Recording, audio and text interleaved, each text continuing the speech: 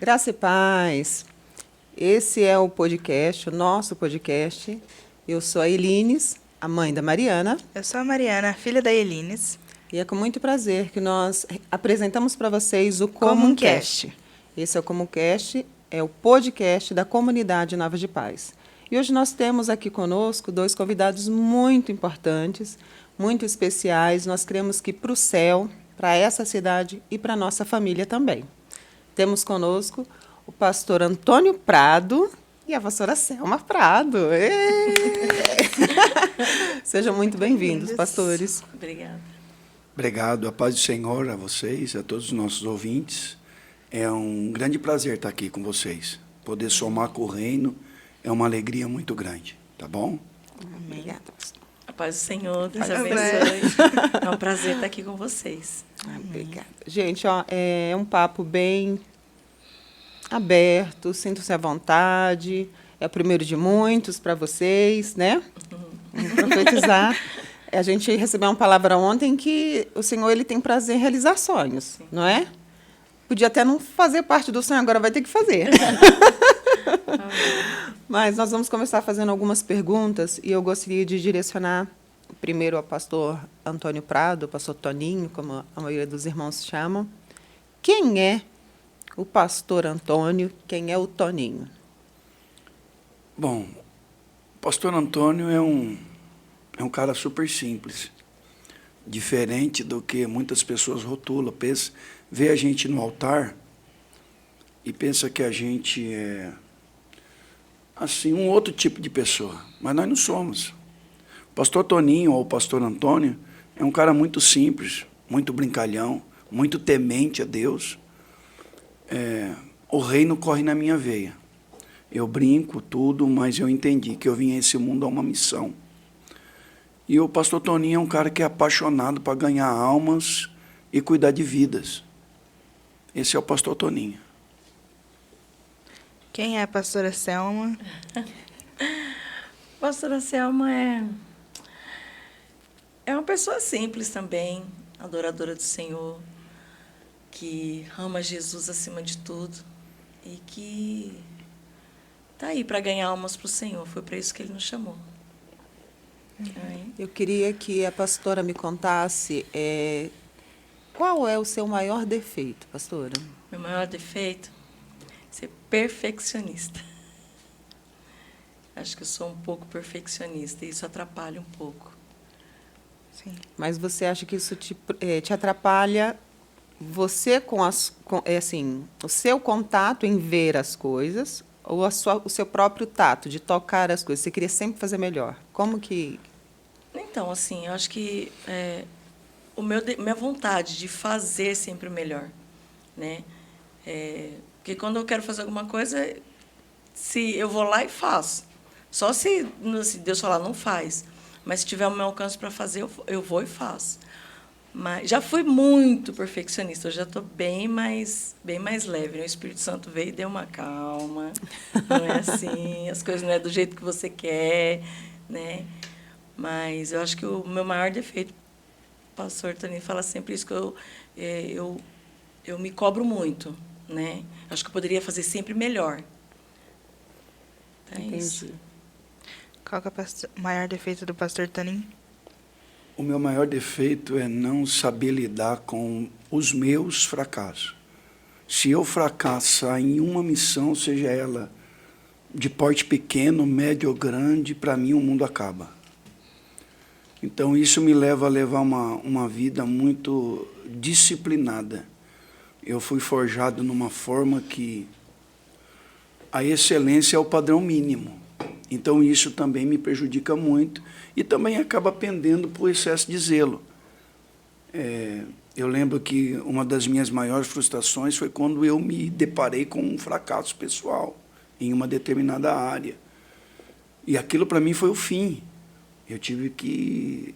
A Selma me ajudou muito, eu tive que treinar meu espírito para me levantar dali, porque eu não gosto de errar.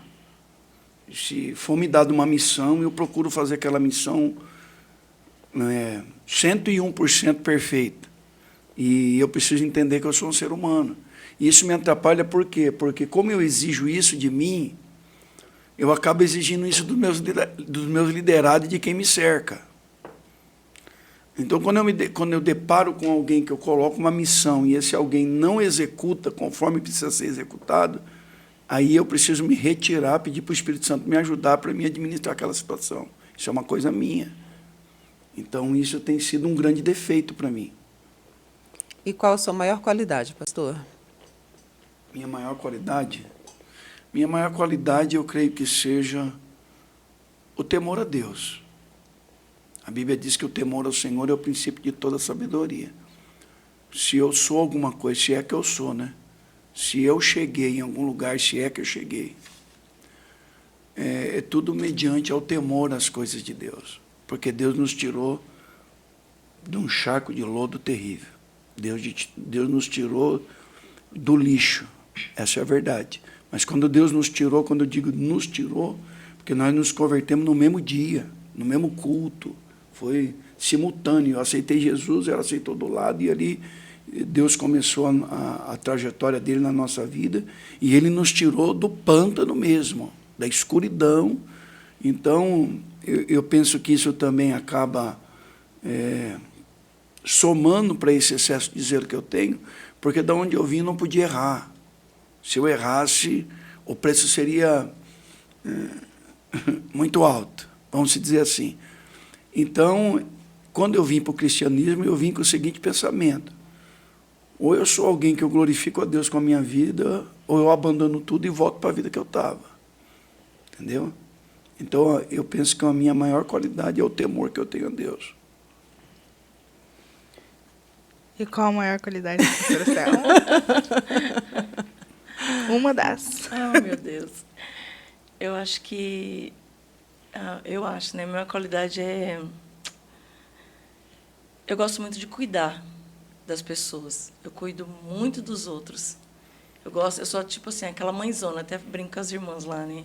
Que eu sou um pouquinho rígida mãezona, mas eu me considero uma mãezona. Eu cuido de todos ao meu redor. Né? Eu acho que isso é uma qualidade. Mas eu não posso falar o defeito dela. Ela pode falar o meu? É melhor deixar quieto. Não deixa abaixo.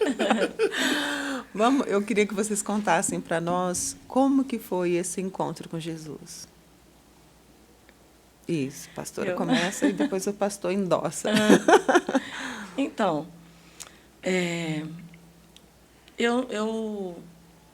minha mãe era da Universal, né? Minha mãe frequentava uma Universal, uma igreja, e a gente era do mundão, nós dois, né?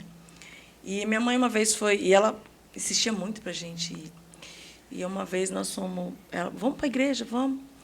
E nós fomos uma vez com ela, e aí a gente saindo da igreja, da onde a gente ia da Universal, nós passamos numa calçada,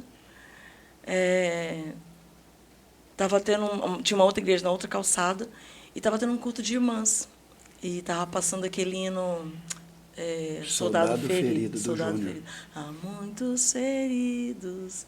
E a gente passou na calçada, a gente ouviu aquele hino, a gente parou na calçada e... Vamos entrar? Vamos. Entramos, aceitamos Jesus e, para a glória de Deus, estamos até hoje. Que lindo, né? Estamos até hoje. E esperamos estar até hoje. Foi um negócio tão interessante, a força do louvor, o poder que o louvor tem. Porque o hino do Júnior, na época, estava no auge, ele atraiu a nossa vida de uma forma tão terrível. Sinceramente, eu perdi o controle das minhas pernas. E nós estamos aqui numa mesa entre cristãos mesmo, e eu estava drogado, eu tinha acabado de antes de ir para a Universal, eu tinha acabado de enrolar um cigarrinho de maconha do tamanho de uma caneta Bic, da grossura do meu dedo polegar, que eu vivia dopado 24 horas por dia. E eu fumei e fui para a igreja. E nós somos na igreja, só que da igreja que nós saímos, nós não sentimos nada. Na verdade, não houve nem coisa boa, nem coisa ruim. Só que a gente entendeu que aquela ida lá também não foi em vão, porque na hora que nós estamos voltando para casa, eu, a Selma e a minha sogra, e eu tenho o costume de dizer que Deus usa cada coisa esquisita para levar a gente para a igreja, usou a minha sogra. Eu posso falar porque ela está a 600 quilômetros. Se ela estivesse aqui, eu não falaria. E aí, na hora que nós estamos votando, irmã Mariana, o louvor foi tão poderoso, Quando eu dei por mim, eu estava dentro da igreja. E quando o pastor fez o apelo, nós estávamos lá, nós dois, com sede, sabe? Porque eu já era afastado do cristianismo. Não tinha emergido, não tinha tanto entendimento, não tinha tanta graça, mas eu conhecia um pouquinho, assim, bem por cima, bem superficial. E sem contar que nós estávamos num período que a gente fala que se houver um lugar mais abaixo do que o fundo do poço, era lá que a gente estava. Nós estávamos vivendo um período muito difícil, um período sombrio, nós encontramos em Jesus a verdadeira esperança. E aí, naquela noite, no caso, eu reconciliei com Jesus e estamos até hoje, para a glória de Deus. Mas foi uma transformação, uma libertação, pastora, genuína. Eu fumava 2 maços de cigarro por dia. A Selma acendia um no outro. Fora os baseados que a gente fumava, bebida alcoólica, você entendeu? As carreiras de cocaína que a gente cheirava, enfim, toda uma vida regressa que não tinha assim, entendeu? E naquela noite foi algo tão poderoso que eu falo para os irmãos. Igreja não é um ambiente simplesmente por ir, ali é lugar de quebra de sentença, ali é lugar de mudança de futuro. Foi o que aconteceu comigo, entendeu? O que Deus fez na nossa vida naquela noite foi algo surreal. Eu cheguei em casa, eu tinha umas bolsinhas de fumo, eu joguei tudo na privada, eu dei descarga, eu nunca mais senti desejo de pôr um cigarro de maconha na boca. Eu nunca mais senti desejo de pôr um cigarro de nicotina na boca. Eu nunca mais senti vontade de beber um copo de cerveja. Eu falo para os meninos, olha, a igreja não é simplesmente um lugar para você vir, porque eu não tenho nada, não é. Se vir para o santuário desse jeito, não entendeu. Ali há uma ação sobrenatural do Espírito. E foi o que aconteceu com a gente, né? Foi o que aconteceu com a gente, e foi algo lindo. Pastor, para mim, pelo menos, é muito visível o quanto o louvor é importante, é utilizado na família de vocês. E ontem mesmo foi uma experiência dessa que eu achei assim maravilhosa, porque eu vi vocês 3, né? Posso fazer um adendo? Eu Sim. tento cantar, mas elas não deixam. Você entendeu? Elas ficam atrapalhando. Elas me atrapalham. Você já percebeu, A gente né, viu. mamãe? Eu não canto nada, eu sou só um homem de Deus que eu amo o louvor. Amo. O louvor mesmo é com ela e com as meninas. Então, as duas puxou essa linhagem de ser ministra de louvor igual a Selma. Eu só tento estragar alguns hinos, né? Tá bom demais, vamos, né? Eu entendo, pastor, também faço de vez em quando. Entendeu? Mas a família da senhora é toda dessa área. Entendeu? É uma bênção, graças a Deus. Mas eu falo assim porque é igual, dentro da minha casa, eu sou muito musical, muito. E o Mariano, que é um músico de verdade, dentro de casa ele não é tanto. Ele ouve para ele sozinho, ele põe fone de ouvido, Sim. ele vai para o quarto, ele toca horas que só ele... Não, o meu, todo mundo tem que ouvir. Eu, a vizinhança, a casa do fundo. Todo mundo. É que, na verdade, uma vez eu vi um livro, né, que tinha uma princesa que, quando ela chamava os passarinhos para ajudar ela a limpar a casa. Uhum. Então, o meu eu chamo os anjinhos. Diz que tudo que está difícil é para a gente pedir ajuda para o Espírito Santo. Né? Então, é por isso. Não é por outro motivo. Certinho. A gente, quando tá cantando, a gente começa a cantar. A gente, quando não está cantando, aí ele começa a cantar, a gente vai pegar o olho assim, que ele entra depois, entra antes, a gente fica assim... Na verdade, a minha área é outra. Eu sou um homem de Deus, apaixonado por Deus. E pelas coisas de Deus, inclusive o louvor. Mas a minha área é estudo, a minha área é Bíblia, entendeu? A Selma ensaia, a Mini ensaia direto. Não que elas não estudem Bíblia. Pode não parecer, mas ela estuda. De vez em quando a gente pega na Bíblia. Mas a minha área eu estudo. Dá uma limpadinha Essa é assim, ó. Essa é a minha área. Mas eu vendo o que Deus desenvolveu. Hoje nós estamos vivendo promessas que foram proferidas há anos atrás. Há anos. O que nós estamos vivendo hoje a nível ministerial, aliás, em todos os níveis, mas em especial nível ministerial, já tinha sido dito. Deus já tinha nos preparado concernente a isso. Você entendeu? Tanto quanto eu e ela, quanto com as meninas, Deus já tinha prometido. Então, hoje nós estamos... assim, a promessa tomou forma. Ela veio, ela saiu do mundo espiritual e se concretizou no mundo físico, no mundo terreno. E a Mili, aquilo que vocês veem a Mili, vocês não conhecem 5% da Mili, porque a Mili em casa é Bíblia o dia inteiro, ensaio o dia inteiro, ora o dia inteiro. Alguém tem que ser crente lá, né? Entendeu? E ela é assim, ela chega do serviço, né, mãezinha? Chega do serviço, ela se tranca em casa. Se a gente vai chamar, vamos almoçar. Não, estou no meu devocional. Ela chega de noite, vamos jantar. Não, eu estou terminando meu devocional.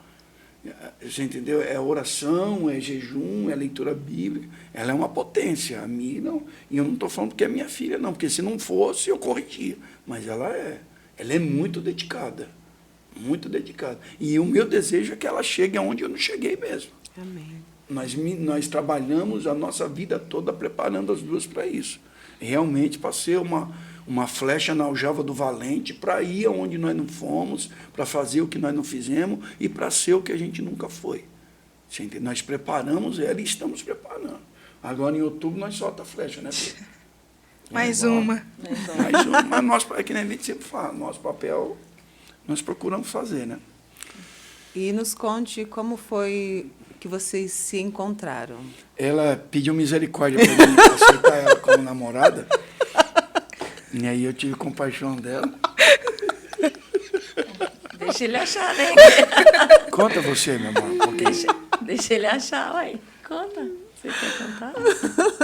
a nossa história é um negócio muito surreal também.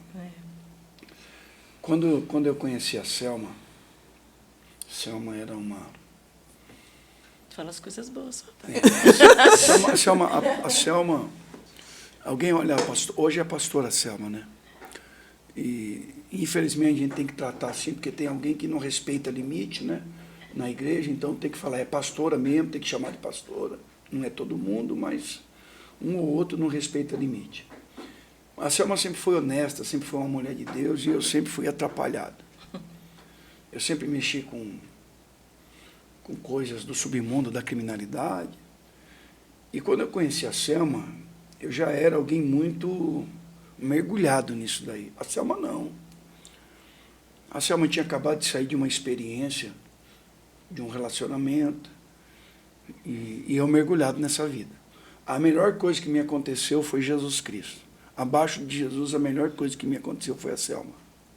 Ela te mudou? Não, porque o homem não tem poder de mudar nenhum. Mas ela foi uma ferramenta muito poderosa para Deus me lapidar até hoje. Até hoje, os conselhos relevantes que eu preciso tomar é com ela que eu tomo. Alguns ela acerta. Os outros tantão erram. Alguns ele escuta, outros nem tanto. Os que ele escuta, ele acerta. Então, quando eu conheci a Selma... maioria. Quando eu conheci a Selma... Eu tinha quantos anos? Você tinha 19 anos, 19. Eu tinha 21 anos. 19. Quando eu conheci a Selma sempre foi uma mulher direita. Sempre foi. Só que ela tinha uma fantasia. Ela queria fumar um baseado e nunca tinha encontrado um doido. Pois é. A Selma fumou o primeiro cigarro de maconha comigo. Pois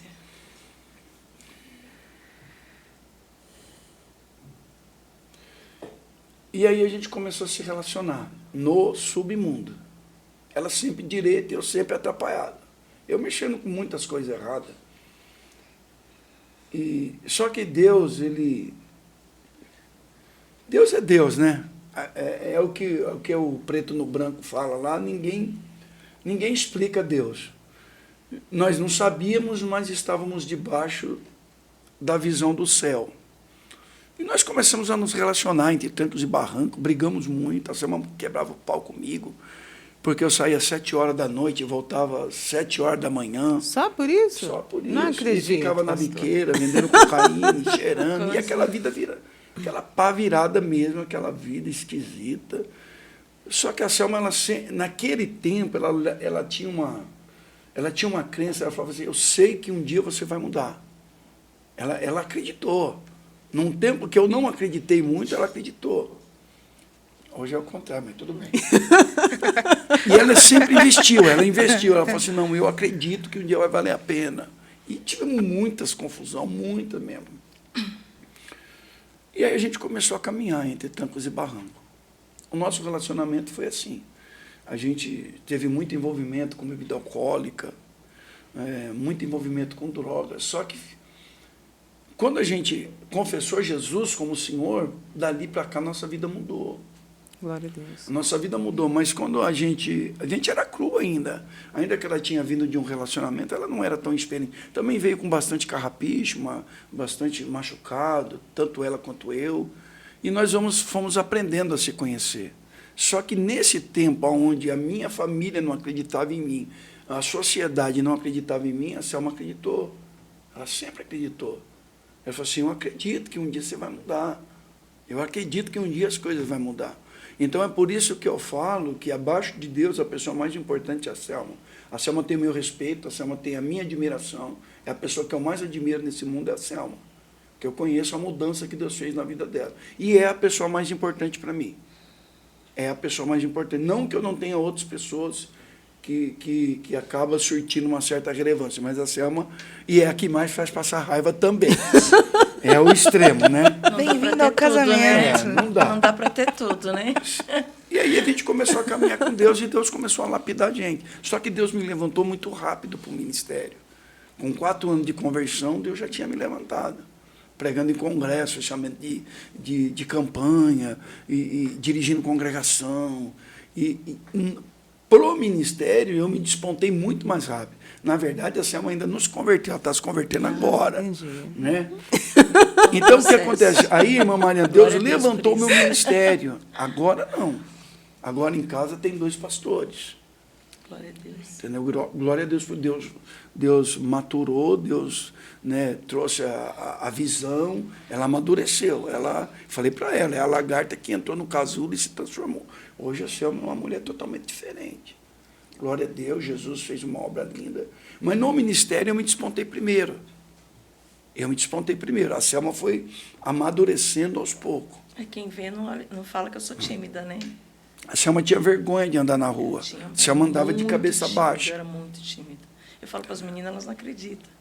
Muito tímida, muito demais.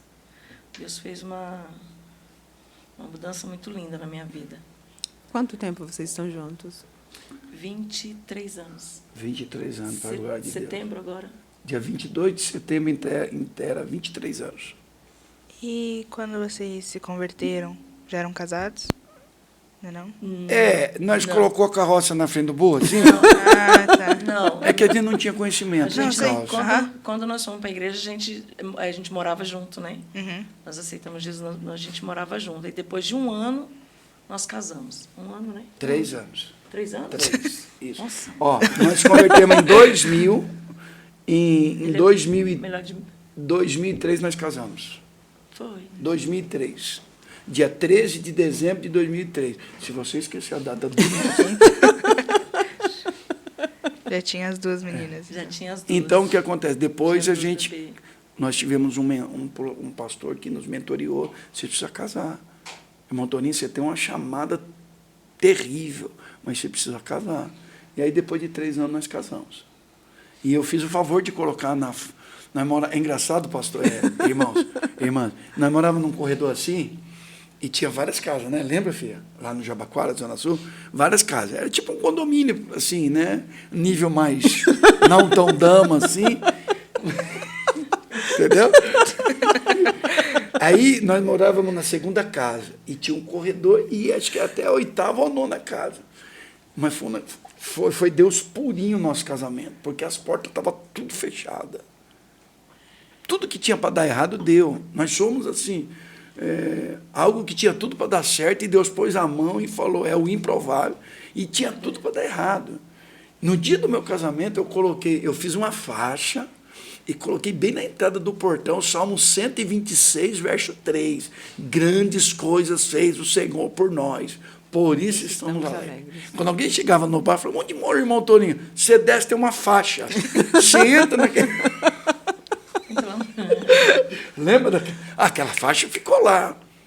E eu coloquei coloquei pro nosso casamento. Porque foi algo assim de Deus mesmo.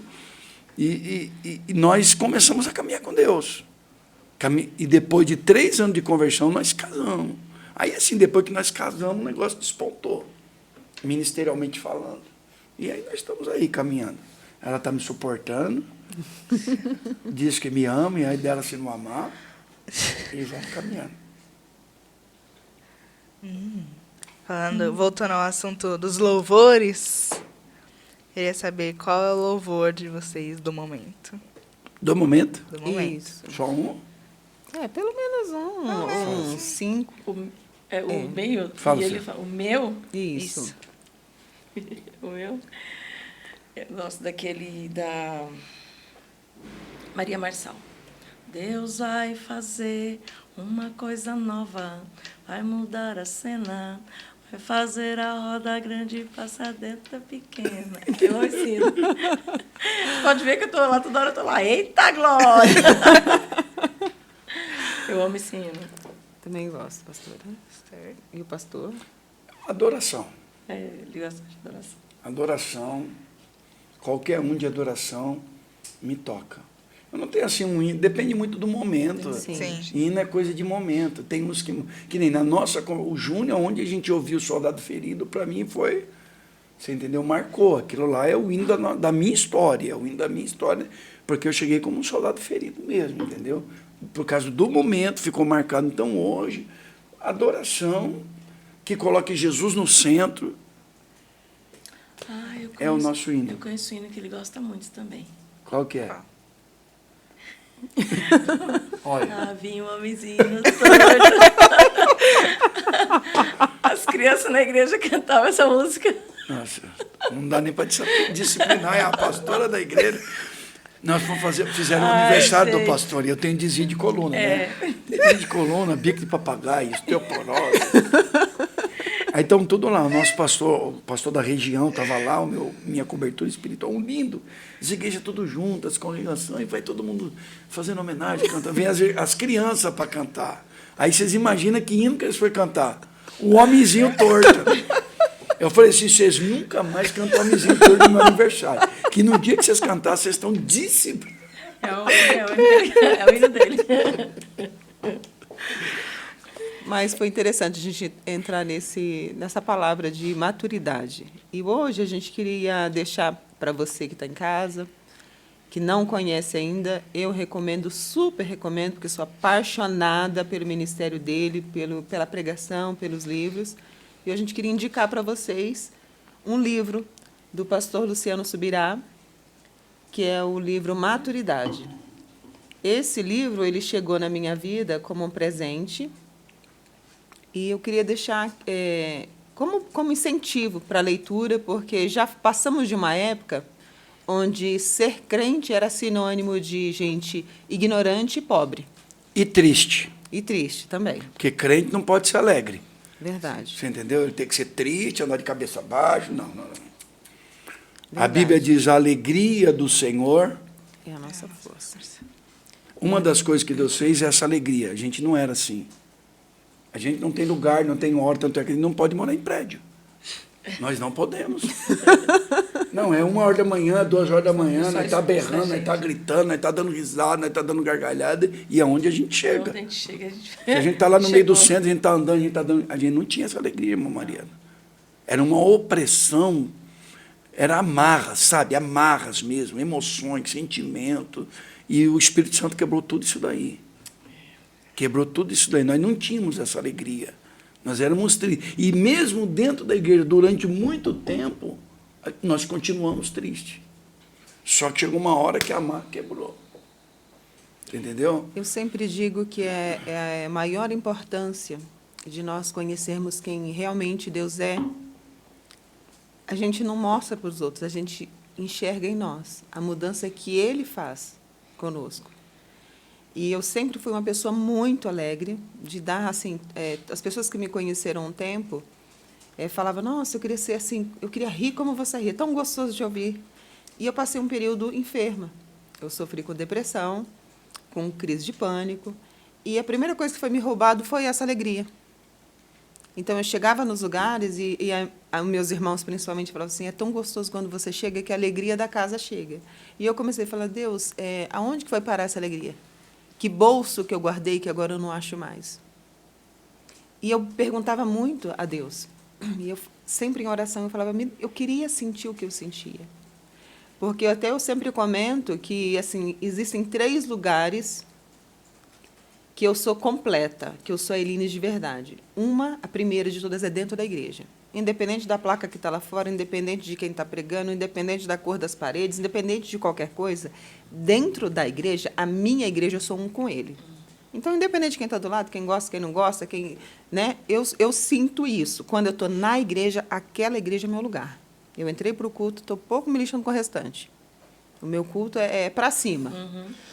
Outro lugar, quando eu estou em família.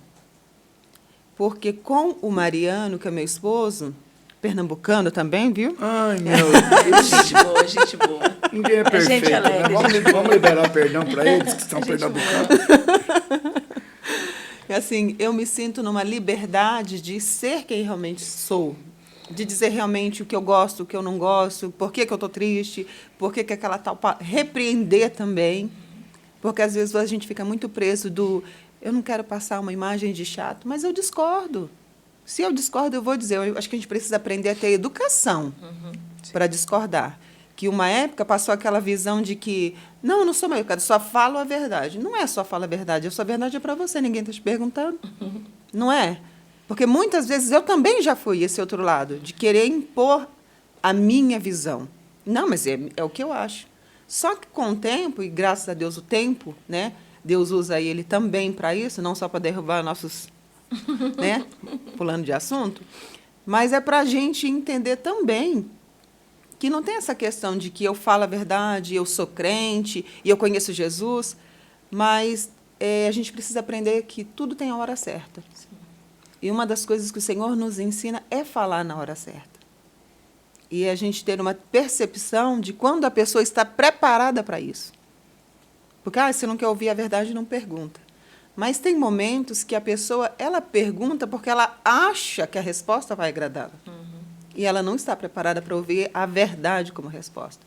E isso eu uso hoje e falo, olha, eu não queria opinar sobre esse assunto. Porque o que eu tenho para falar, provavelmente você não vai gostar. Só que foi com duras penas que eu cheguei a esse comportamento. Antes eu me perdia muito nesse sentido de passar uma imagem de mal educada, na desculpa de ser sincera, de ser crente, eu falo a verdade.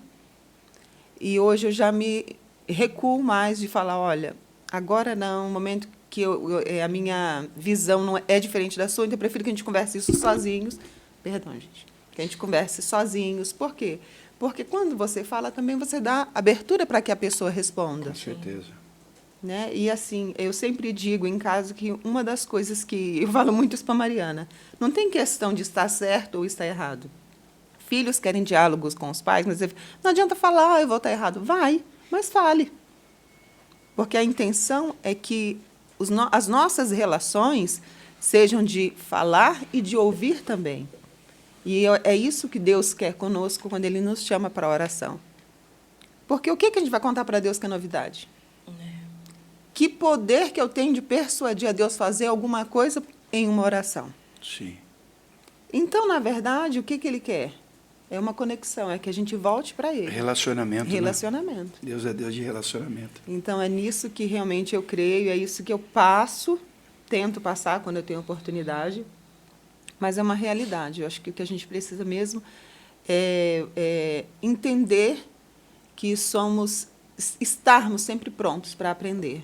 Sim. E eu sempre oro pedindo ao Senhor, me dá um coração ensinável. Eu não quero ser a dona da verdade, porque eu não consigo ser só a dona. E a verdade é Jesus. A gente não sabe se chama ela de pastora, de doutora, de... Vamos chamar de irmã Elines, né? Irmã Elines, nesse tempo de pastorado que nós estamos, uma das maiores dificuldades que nós encontramos na igreja são corações ensináveis, dóceis, ovelhas. Ovelhas. Porque se a pessoa ela é uma pessoa de dura serviço, coração duro, não vai entrar nada lá. Na verdade, num coração duro, num coração que não é ensinável, nem o Espírito Santo age. Verdade. A dureza de coração tirou Israel da terra prometida. Saíram do Egito debaixo de uma promessa. Andaram aproximadamente, peso, medida e tempo, sempre na Bíblia é aproximadamente. Nós nunca pode afirmar, mas aproximadamente 40 anos, de 39 a 40 anos andaram no deserto. Mas eram corações que não eram ensináveis, não eram corações dóceis. Então, dentro da igreja, hoje, agora falando na visão de líderes, de pastores, o que mais faz um pastor sofrer são coração que não são dóceis, coração que não se encurva, você entendeu? E isso é um problema muito sério.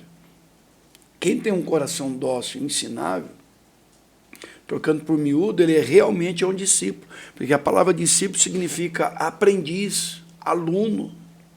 Nós somos eternos alunos, desde que o meu coração seja um coração domável. Não é domável pelo homem, não é por crença de homem, é domável pelos princípios da Bíblia, orientado pelo Espírito Santo, entendeu? Então, infelizmente, e tempo de casa não significa nada. Não mesmo. Não, na verdade, hoje a gente encontra muita, é claro que eu não estou aqui generalizando, tem muita gente de muito tempo de igreja que ensina a gente de boca calada, mas tem muitos que o coração não é domável, não é domável.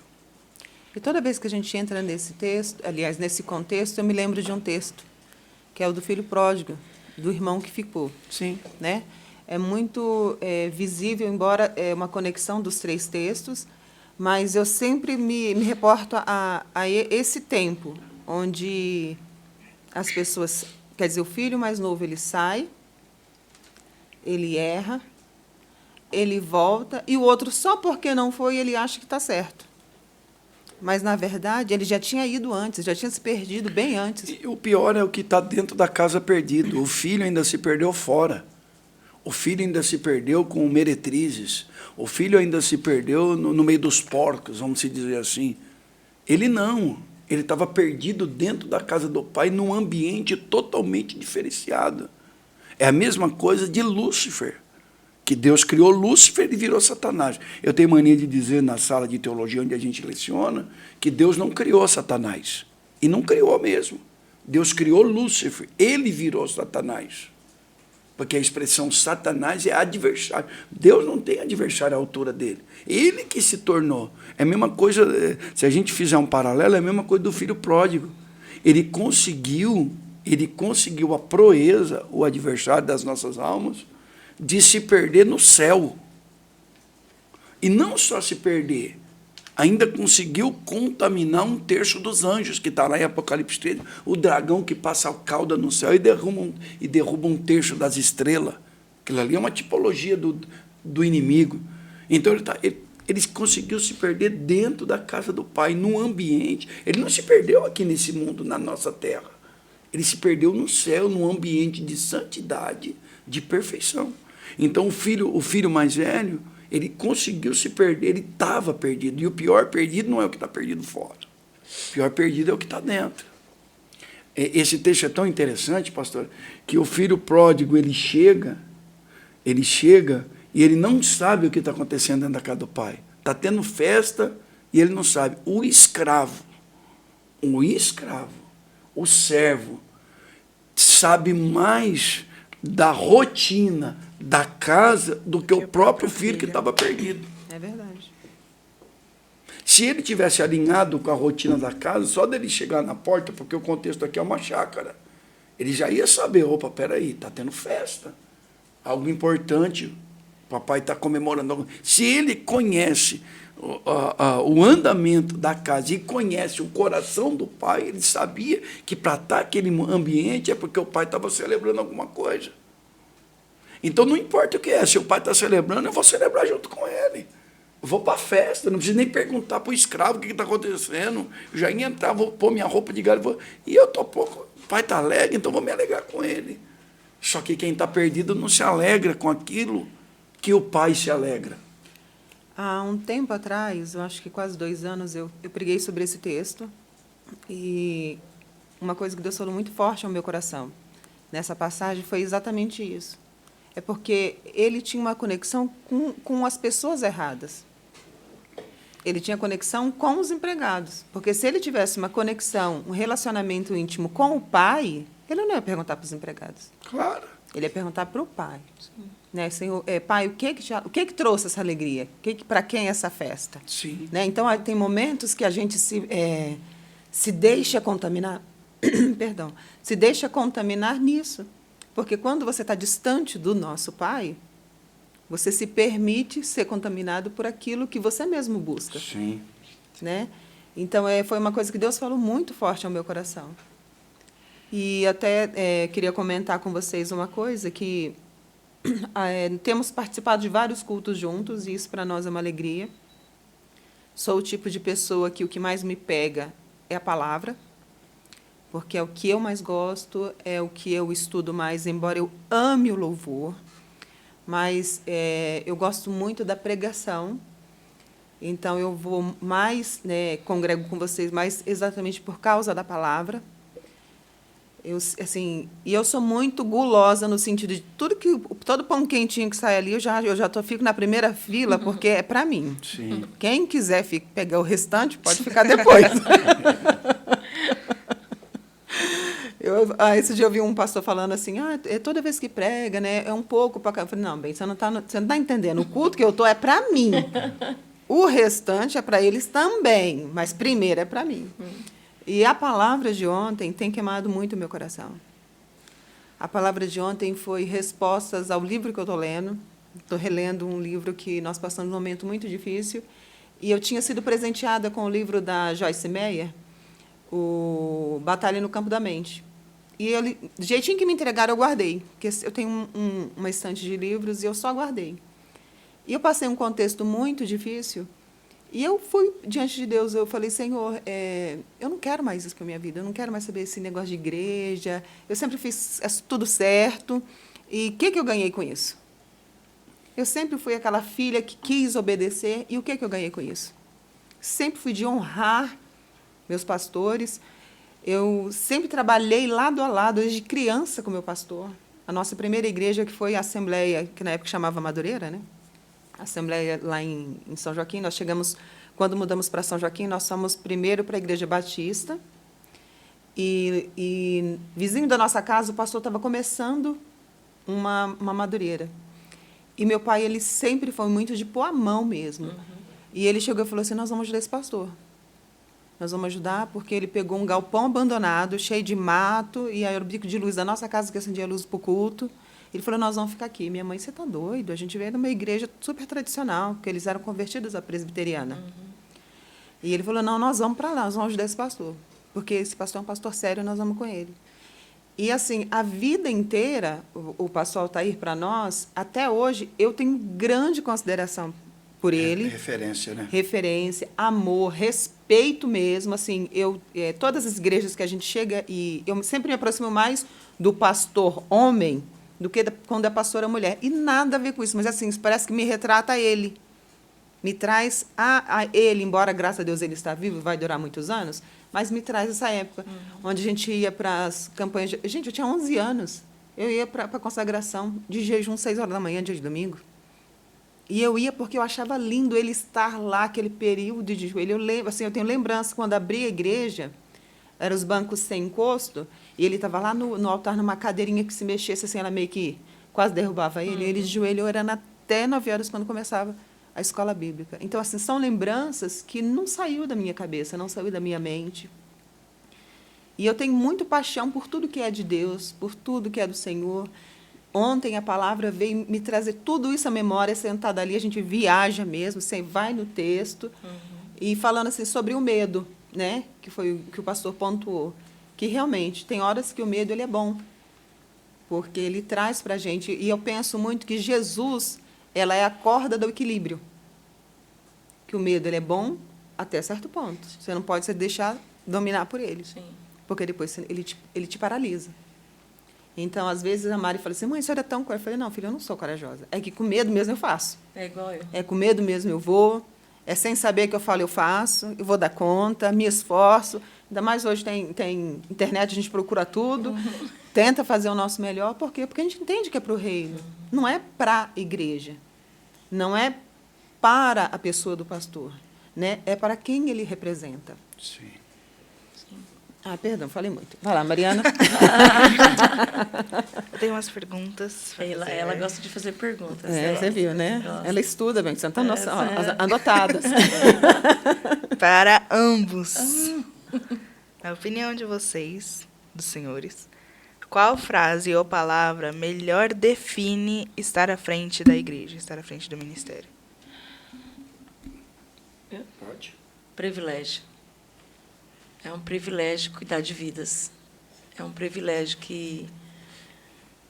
porque não é fácil, né? A gente tem que cuidar da nossa vida e ainda cuidar da vida dos outros. Nós somos os únicos que podem cuidar da vida dos outros, são os pastores.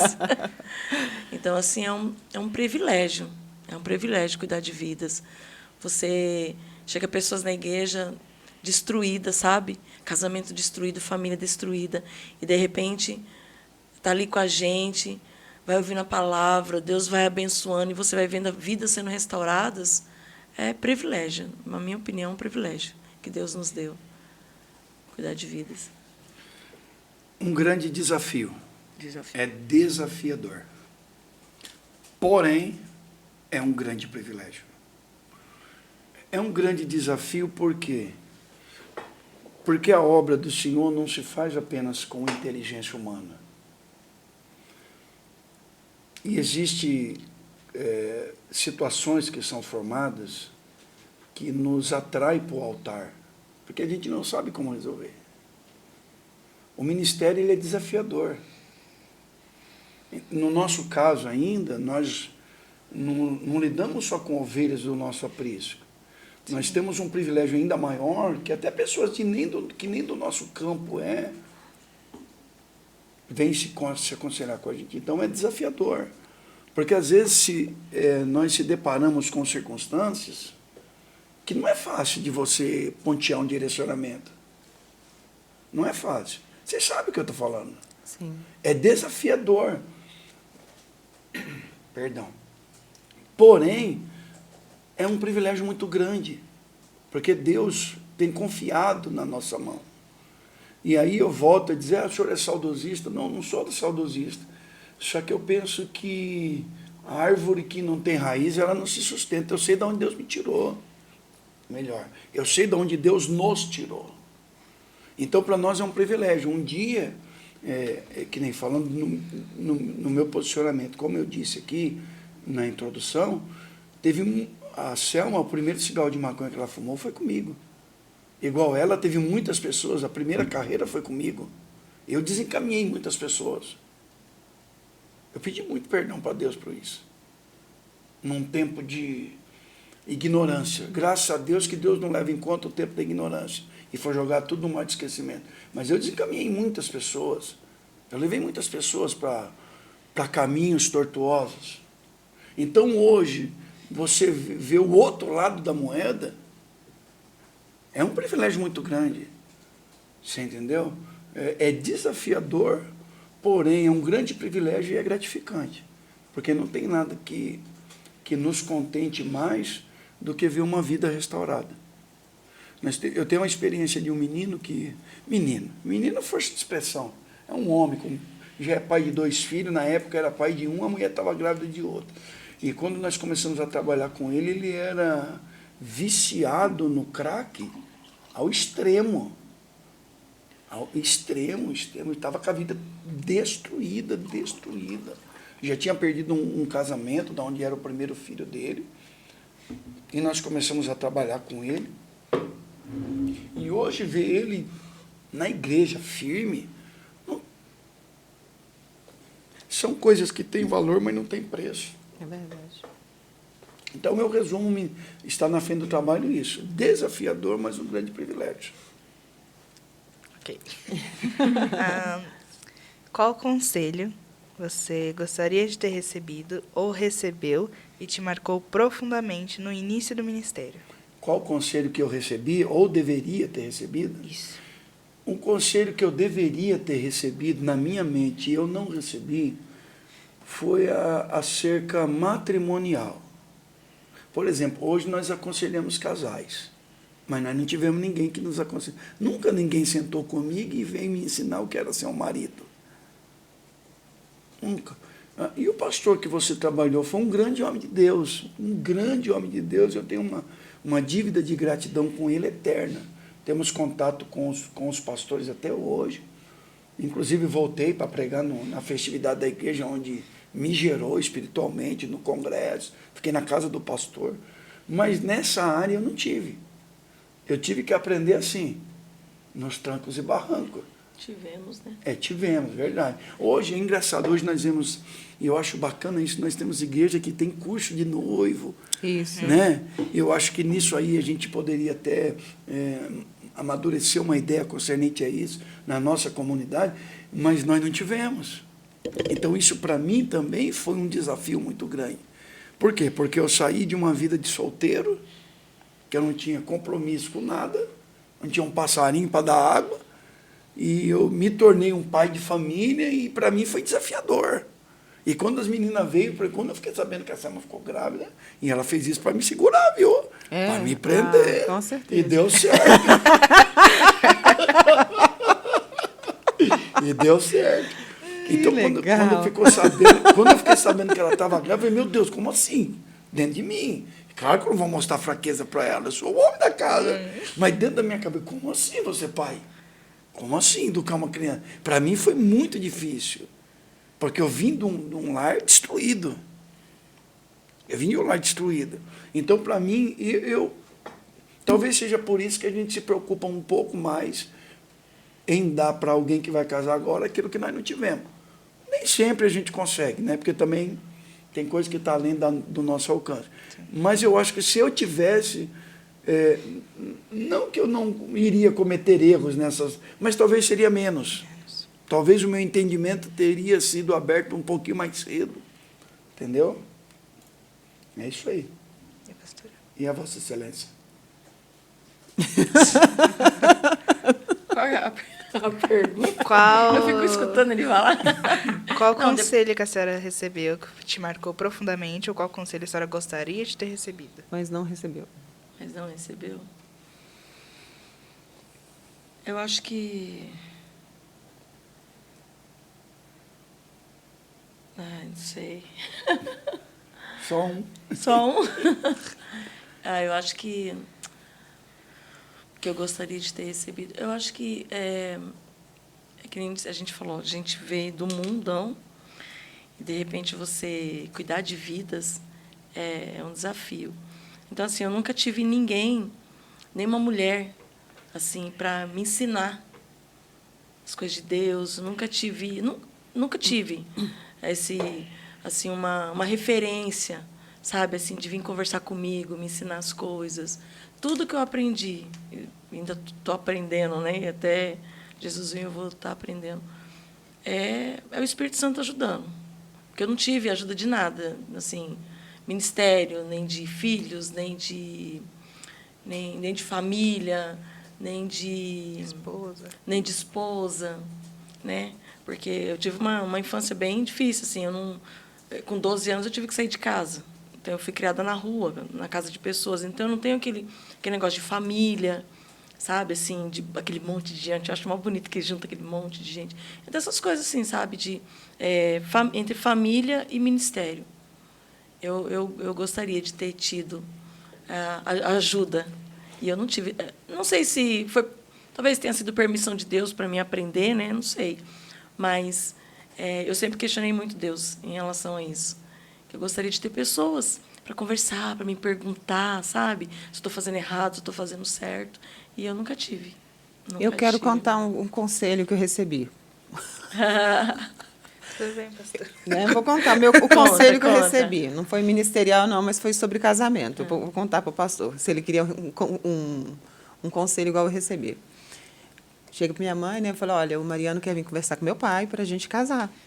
Aí ela falou assim, ele já escolheu a data? Eu falei, não, mas a gente só vai ficar noivo. Eu falei, não, seu pai não vai deixar, porque ele vai te dizer assim, com certeza, filha minha tem que ter data. Ninguém vai colocar um anelzinho no dedo achando que é dono dela, sem me dar uma data para tirar ela daqui. E você viu o tamanho do meu pai, gigante, né? Daquele tamanhozinho.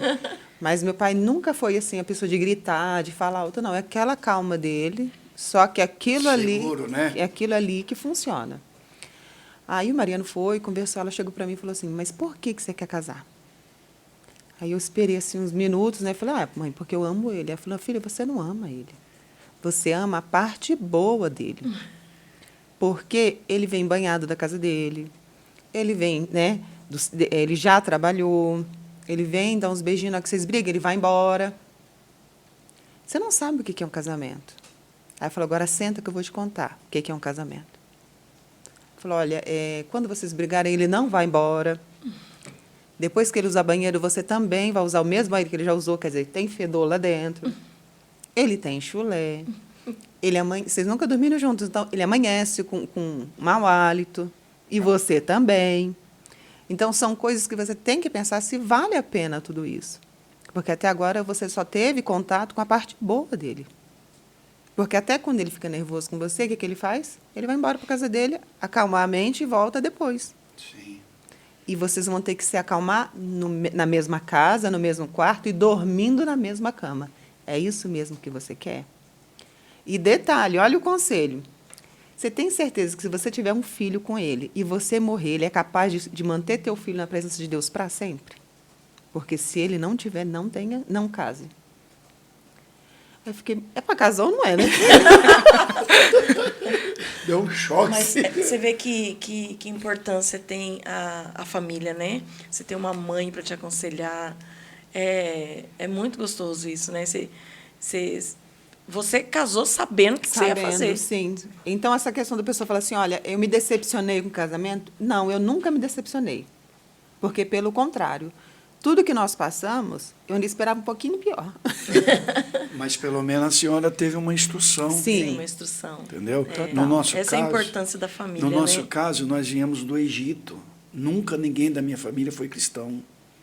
Nunca. Depois que Deus me levantou, por bondade do Senhor, aí desencarrilhou. Sim. Aí hoje eu tenho sobrinho pastor, presbítero, diaconisa, tenho sobrinha que está envolvido na obra. Agora, a mais recente, ela era do atabaque, sabe? Do tum-tum lá, do corta-galinha e tal. Era de lá. Você entendeu? Ela estava indo, frequentando. O marido dela era filho da mãe do terreiro lá. Você entendeu? E Deus tirou com mão forte, arrancou ela, arrancou ele, arrancou os meninos, eles se batizaram e estão firmes. Então, quer dizer, começou uma obra depois da gente, mas nós não tivemos conselho à luz da Bíblia de ninguém. E é que nem ele falou, né? Nós vemos no mundo. Precisa ser que nem eu. 7 horas da manhã ele saía, chegava 7 horas da noite saía, chegava 7 horas da manhã. Então, assim, eu não tinha, na verdade, eu nunca tive uma referência de família, né? Porque ele não, você ainda teve seus pais, né? Tudo. Mas eu não tive uma referência de família, assim, de minha mãe sentar. Eu não tive, porque eu fui criada no mundo. Então, assim, eu gostaria de... Eu acho, nossa, eu acho lindo. Quando vem aquele monte de gente... Nós adotamos uma família, ou melhor, eles adotaram a gente, né? Logo quando nós chegamos aqui em 2006, é uma família grande. Tudo que faz é aquela festa, junto aqueles filhos, netos, aquelas coisas. E aí eles adotaram a gente. Então, quando fazia aquelas festas, aquelas coisas... Qualquer coisa era um churrasco, juntava todo mundo. E eu ficava olhando aqui e falava assim, Deus, que coisa linda que o Senhor fez na nossa vida, principalmente na minha, porque eu não tive isso. Eu não tive uma família, não conheci vô, nem tio, nem primo, nada disso. É só minha mãe e minhas 2 irmãs. Então, quando a gente se juntava, eu me sentia ali da família com eles. É porque a senhora não conhece os leão ainda. Mas o bom que era aquela família ali, eu já ia embora, então não tinha muito... Mas com todas as dificuldades, então eu falo assim, hoje eu falo que a nossa família é a igreja. Os irmãos da igreja são a nossa família. Né? Tem as suas dificuldades, tem as suas diferenças, né? Cada um tem uma cabeça diferente, mas é que nem eu sempre falo, somos uma família. Sim. Um ajudando o outro ali no que precisar e Deus ajudando todos nós. Mas no mesmo propósito, é ir para o céu. Nós vamos morar no mesmo lugar. Se a gente continuar firme ali, amando, perdoando, a gente vai morar no mesmo lugar. Amém. Quer fazer o último? Tá. Quais são as suas expectativas para o futuro do Evangelho em relação à nação brasileira? Eu tenho uma crença. Eu tenho uma crença e me pauto nas Escrituras por ela. Ainda que alguém coloque expectativa em política, em sistema, eu acredito, irmãs, que ainda tem muita coisa boa para acontecer no Evangelho. O Evangelho foi manchado. Sim. O Evangelho foi manchado, né? Infelizmente, existe, o que eu vou usar aqui é uma palavra um pouco pesada, mas não dá para fugir disso. O mau caratismo existe em todos os segmentos, em todos os segmentos. Hoje o Evangelho ele traz uma mancha. Porque tem gente que fala assim, pastor fulano de tal é ladrão. Não existe pastor ladrão. Não existe. Existe ladrão querendo ser pastor. Sim. Que ele nunca foi. Mas pastor, ladrão não existe. Existe um ladrão querendo se passar como pastor. Existe um pastor mau caráter. Não. Tem um mau caráter querendo se passar como pastor. Porque se ele teve um encontro com a cruz e com o Senhor que nela foi cravado, todo o desvio de caráter é tirado.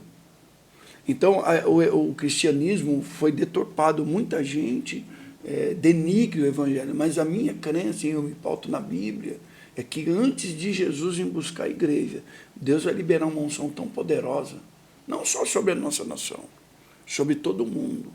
Porque Deus não vai tirar a noiva daqui por baixo. Deus não tirou Israel do Egito por baixo, no tempo da escravidão. Deus tirou por cima. Foi o único povo que não teve uma novilha morta. Foi o único povo que nenhum dos primogênitos morreu. E detalhe, vocês conhecem o texto, o contexto do texto. Antes de Israel sair do Egito, eles saíram enriquecidos. Enriquecidos. Então eu não acredito que vai sair por baixo a noiva. É a noiva do Cordeiro. Eu creio numa unção poderosa antes do trasladar da igreja. Não sei se a gente vai estar aqui. Pode ser que a gente vá no nosso arrebatamento individual. Não sei se a gente vai estar aqui. Mas eu creio que a noiva não sai envergonhada. Amém. Eu creio que acontecerá algo surreal, muito mais relevante do que tem acontecido. Porque eu ainda acredito no poder dessa palavra, mesmo diante de muitas decepções. Mesmo diante de um cenário onde existe um sistema conduzido por muitos homens falhos, mas o Senhor da igreja não é sistema. O Senhor da igreja não é religião. Não é religião. Ele é muito grande, muito forte, muito poderoso para mim pôr dentro de uma caixinha chamada religião. Então, eu acredito que algo surreal ainda vai acontecer. Amém. A gente já vai terminar. Aí, como não tem plateia, a gente faz. E nós gostaríamos de fazer alguns agradecimentos. Em primeiro, nós agradecemos à comunidade Nova de Paz. A gente sempre diz que é de São José do Rio Preto para o mundo. E queríamos fazer uns agradecimentos sobre algumas vidas que têm sido bênção para nós. Agradecemos à irmã Jordane e sua família, pastor Washington e pastor Helena, meus pais, com o maior prazer, para mim e para eles. A missionária Espírito Santo e Família, pastor Gerry e a pastora Marilde, lá de São Luís do Maranhão. toda a Igreja Nova de Paz. E agradecemos ao Senhor pela vida do pastor Antônio, da pastora Selma, que é um prazer ter vocês conosco, é um prazer conviver com vocês. Muito obrigado. Nós nos colocamos à disposição para aquilo que vocês precisarem de nós. Nós trabalhamos para o reino. Realmente, nós não olhamos para a placa, porque nós não cremos que no céu vai ter nenhum tipo de placa. Então, é uma visão de crente mesmo, né? É coisa de doido, é bem isso aí que a gente acredita mesmo. Mas nós estamos aqui para andar de mãos dadas. Né? Então, eu sou muito grato ao Senhor. Desde a primeira vez que eu ouvi a respeito do pastor Antônio, foi com muito carinho. E o Senhor me conquistou naquela vez que nós nos vimos na sede. Lembro que vocês foram no congresso da UMADERP. Nós fomos lá no evento de jovens. E, na verdade, eu fui querendo conhecer um pastor. E, assim, eu fiquei um pouco entristecida com o que eu vi, porque tinha me feito assim, uma grande, né, expectativa. Eu criei, a culpa não foi dele, foi minha, porque, né, foi eu que criei a expectativa. E eu não esperava nada. De repente, assim, passou por nós. Aí eu te falei, isso aqui é o pastor lá da igreja. E o pastor voltou, pegou na nossa mão, vamos lá, né, conhecer a igreja, participar de um culto com a gente. E eu achei aquilo tão simples e tão anormal, pastor, porque por mais que a gente ache que seja normal, não é. Infelizmente. Quando a gente faz o tipo de convite que faz, é tão interessante que digamos assim, eu sei que não tem uma ordem natural, mas assim, os pastores mais que poderiam dizer não, eu estou dentro, vamos lá, ir para o reino, e outros que, sei lá, vou ver, sabe assim, se achando tanta estrela que tem hora que eu falei, né? Está longe de entender o que é reino, o que é evangelho, o que é salvação, o que é ser igreja. Né? Mas eu queria muito agradecer vocês por essa tarde de hoje. Já pedi perdão se alguma coisa não saiu, né? Mas eu estou muito grata por essa tarde, muito grata por conhecer um pouquinho da história de vocês. Nós que agradecemos, a família de vocês também tem sido uma bênção. O Ney, ele é Iranei. Mas eu não chamo ele de Iranei. Mas nem ele não gosta. Ney. O irmão Ney foi assim, um presente do céu para a gente. O irmão Ney, ele chegou na nossa vida assim, para somar mesmo, e junto com ele veio vocês. Então é um privilégio também estar aqui com vocês. Precisar da gente, nós estamos à disposição no que a gente puder ajudar também, tá bom? Deus abençoe. Também quero agradecer. Deus abençoe. E que vocês continuem com esse projeto aí que Deus colocou na mão de vocês, ganhando almas para o Senhor. Né? Foi para isso que o Senhor nos chamou, para ganhar almas para Ele, independente de placa de igreja. O único pecado é que não tem uma garrafa de café. Que é isso?